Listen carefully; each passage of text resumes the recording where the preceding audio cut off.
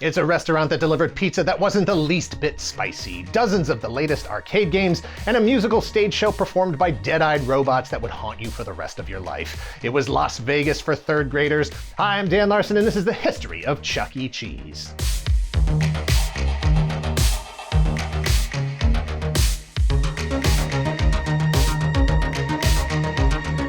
Thank you to 80stees.com for sponsoring this video. Click the link in the description below and use code TOYGALAXY to get 30% off your order today. 80stees.com started off as the source for t-shirts inspired by all things pop culture from the 1980s, but there's more to the 80s than just the 80s. They've got shirts inspired by the 70s, the decade that paved the way for the 80s. They've got shirts inspired by the 90s, the decade that carried on the legacy of the 80s. They've got shirts inspired by the 2000s, because the 80s isn't just a decade, it's a state of mind. Whether your interests are laser focused on one thing, say movies, there's plenty of choices from Jaws to Shaun of the Dead. If your interests bounce around, they've got shirts from cartoons to video games, superheroes to music and wrestling. From Transformers to Dungeons & Dragons, Gollum to Ron Burgundy, Darkwing Duck to Powerpuff Girls, you'll find something you love. Click the link below and use code TOYGALAXY for 30% off your order today. Again, that's code TOYGALAXY for 30% off your order. Thanks again to 80stees.com.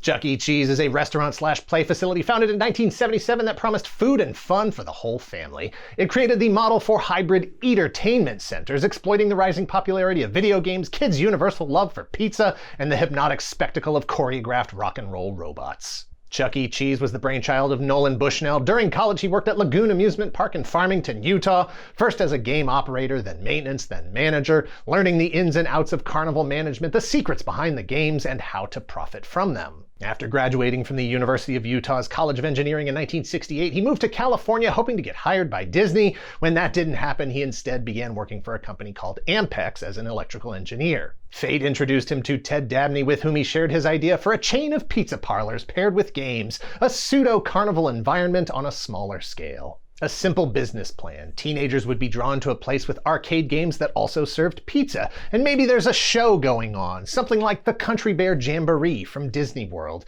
Something that provides spectacle and entertainment, but also doesn't require the expense of human employees. Dabney was intrigued. It sounded like fun to him, a project to work on outside of their regular jobs. One night, Bushnell took Dabney to the Stanford Artificial Intelligence Computer Labs to see one of the first video games ever created, called Space War. Space War was the first video game to have multiple units produced and hosted at different university labs where students and faculty could assist in its development. Bushnell thought maybe they could get into the business of developing something like Space War, but the money didn't make sense at the time given the cost of computer chips, so they went back to the pizza parlor idea. In 1972, as processing power became more affordable, Bushnell and Dabney finally started their own company focused on video games instead of pizza, called Atari. By 1976, Atari was successful developing arcade games, but didn't have the money they needed to put their new home console into development. Arcades existed, restaurants existed, but Bushnell was concerned about creating a new business that would be in direct competition with Atari's customers. Bushnell continued to look for ways to differentiate Atari's pizza parlors from regular arcades. He happened to take a trip to Disneyland where he saw Disney's Tiki Room. He knew the various puppets were not particularly complex, something easily replicated by the designers and engineers he regularly worked with. Bushnell also realized that he wanted to have a branded mascot and longer form entertainment like animated skits. He figured kids would want to play the games, but the parents are going to be bored. The more he can keep everyone entertained, the less they're going to want to leave. The longer they stay, the more pizza they'll eat, and the more quarters they'll put in the games. Bushnell knew that selling arcade cabinets was obviously very profitable, but the real money was on the other side of the transaction. See, each arcade cabinet sale was roughly $1,500, but the businesses that bought them would make 10 to 20 times as much in quarters over the life of the unit. Bushnell went to an amusement trade show and bought a mascot character costume. At first glance, he thought he had purchased an anthropomorphic coyote, leading Bushnell to use the codename Coyote Pizza for the restaurants. He gave it to his engineers and asked them to animate it, saying, "Make it talk." However, when his team of engineers took a look at the suit, they let him know that there was a pink tail included with the rest of the parts and that this was, in fact, a rat. Bushnell simply shrugged and changed the working name to Rick Rat's Pizza. But Atari's marketing people suggested that perhaps that wasn't the best name for a restaurant given the societal association with rats and the potential to draw the ire of health inspectors. Bushnell deferred to their expertise and asked them to come up with a better name, a happy name. Atari Consumer Division President and General Manager of the Restaurant Operating Division, Gene Landrum, put together a presentation that showcased the entire pitch for the new business. The new venture was called The Big Cheese, referring to both the business and the rat mascot. Until it wasn't. It turns out Marriott Hotels already owned that name. Instead of waiting for the trademark to expire or attempt to purchase it, Atari's team came up with a different name: Chuck E. Cheese. Atari was still looking to get their new home console out, but they needed more money. Seeking a corporate investor, they were instead purchased altogether by Warner Communications in 1976 for $28 million.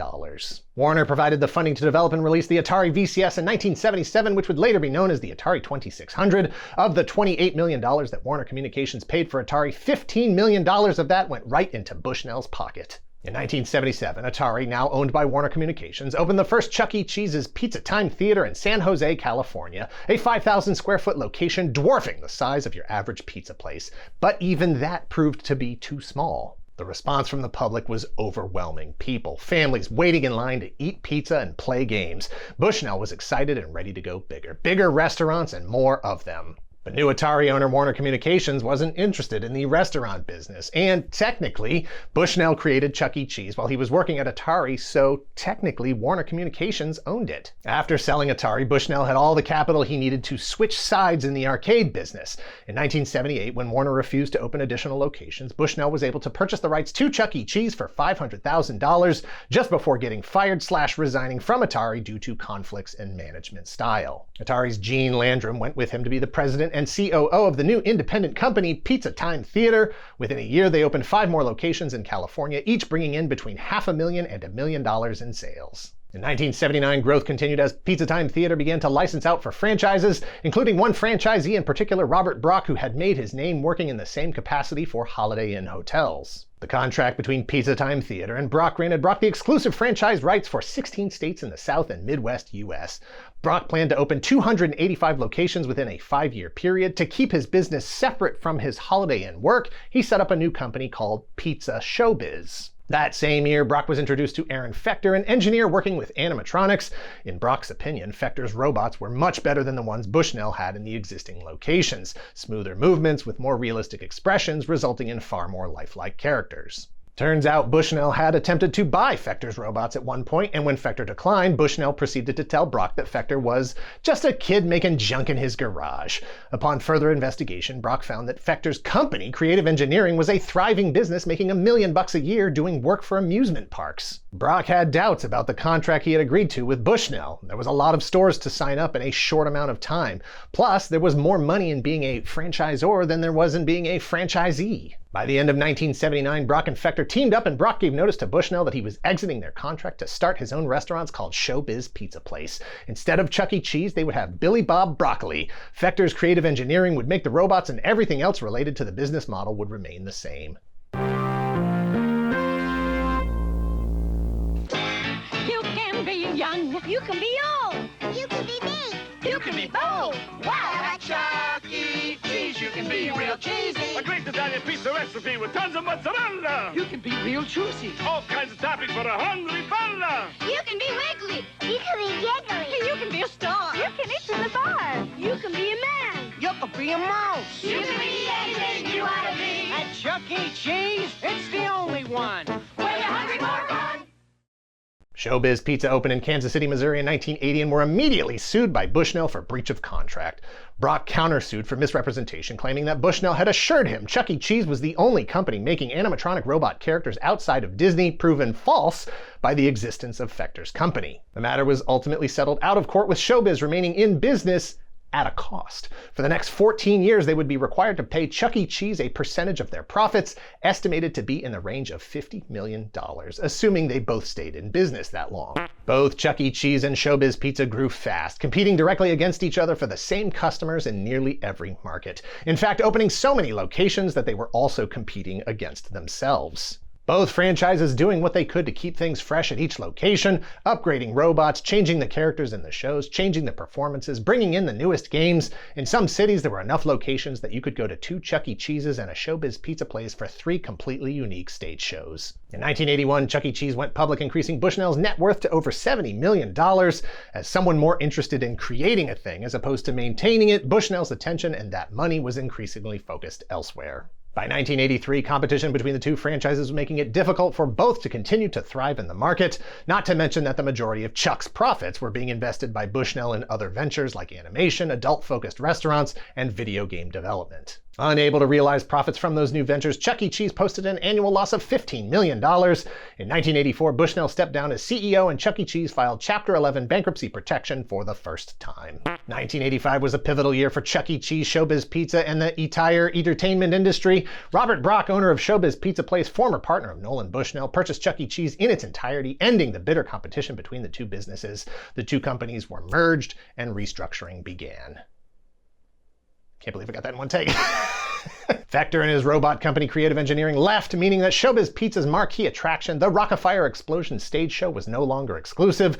Brock stepped down as CEO of Showbiz Pizza. Hundreds of low-performing stores were closed. Try the great new action games at Chuck E. Cheese. Fewer video games, more favorites everyone can play, and 2-for-1 tokens every weekend this month. Share the fun, come on and share the fun at Chuck E. Cheese.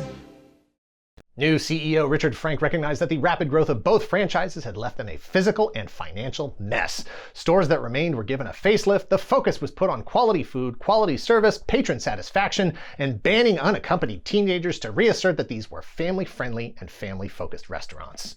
By 1992, the entire franchise had been unified under the Chuck E. Cheese branding, Rock-afire Explosion robots were reskinned with Chuck E. Cheese's Munch's make-believe band, and profits slowly returned. By 1998, Showbiz Pizza Time was renamed CEC Entertainment Incorporated. CEC meaning Chuck E. Cheese, of course, the face of the franchise, a face that has evolved over time to stay hip and cool and appeal to 8-year-olds. Originally a gruff cigar-smoking carny from New Jersey. He quit smoking thanks to public advocacy campaigns like the Great American Smokeout, which succeeded in getting smoking banned from workplaces, domestic flights, and restaurants. In 1993, he was changed into a more marketing-friendly mouse, and in 1995, a more childlike, youthful appearance. Chuck E. Cheese's business was originally about the pizza, the games, and the robot stage shows, but over the years it included an increasing number of prizes that could be purchased by winning tickets from the various games like skee-ball, eventually becoming as important to the profitability of the business as any other part. Lots of toys, plush dolls, figures, cars, bendies, pencils and pens, stickers, cups, pins, shirts, hats, licensed merchandise produced specifically for this purpose, and partnerships with companies like Mattel to produce things like Chuck E. Cheese branded Barbie dolls. Chuck E. Cheese has had games released for the Nintendo Wii, the Nintendo DS, a board game called Chuck E. Cheese's Sky Tubes, and while Chuck E. Cheese and Showbiz Pizza restaurants were certainly the inspiration for the Five Nights at Freddy's games, they weren't officially associated with them in any way. In 1999, Chuck E. Cheese appeared in his first movie called Chuck E. Cheese and the Galaxy 5000, a direct-to-video production available for purchase in the restaurants and at Target stores. It's a live-action movie that follows Chuck and his friends as they compete in a race, the Galaxy 5000, to help a kid named Charlie Rocket get the $50,000 he needs to fix a tractor so his aunt and uncle can keep their farm, but they'll have to face off against Dr. Zoom and his goons who will do anything they can to stop Chuck and take the prize money for themselves. It may seem strange to say about a franchise that has been in business for nearly 50 years, but Chuck E. Cheese was flawed from its founding. Bushnell recognized years later that the saturation of the marketplace was part of the problem. The product Chuck E. Cheese sold was novelty, and the novelty wore off fast. As he saw it, people didn't want to go to Chuck E. Cheese 3 times a month, it was more like once every other month.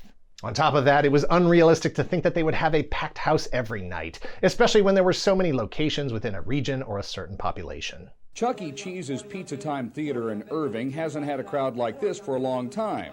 That's part of the reason it went broke. 36,000 is to my right again. 37 right behind you. We're off and running. Nearly 200 very serious bidders from around the nation crowded the tables where a computerized Chuck E. Cheese and assorted other animated characters once played to smiling, pizza-gulping youngsters. Sold for $41,000. Everything inside 61 Pizza Time theaters was sold today, from Chuck E. Cheese himself right on down to the custom carpet. There is no mystery to this downfall. Pizza Time says people simply quit spending money in its big collection of video games. Over the years, the business skewed younger and younger, with birthday parties comprising a majority of their business. Traffic and revenue began declining in the early 2000s, and in 2014, CEC Entertainment was purchased by Apollo Global Management for $950 million.